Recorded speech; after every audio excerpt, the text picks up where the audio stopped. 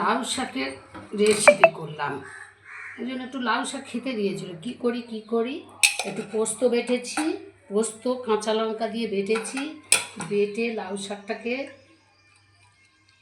সেদ্ধ করেছি, বেশ করে সুন্দর করে সেদ্ধ করে নিয়ে এইবারে এতে একটু কাঁচা নুন,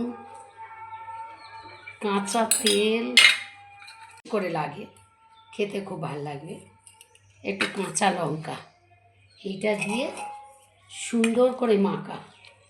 এই মাখাটা গরম ভাতে এত ভালো লাগে, কারা কারা খেয়েছেন বলবেন। ভীষণ গরম তো, কাঁচা লঙ্কাটাকে একটু ভালো করে ডলে মাখবো।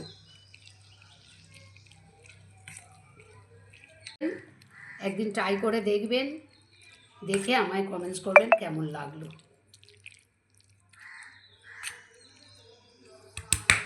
তাহলে এই পর্যন্ত, এটা একটা স্পেশাল আইটেম হলো তাই শেয়ার করলাম। তাহলে একটু কমেন্টস করে জানাবেন কেমন হলো লাউ শাক পোস্ত মাখা।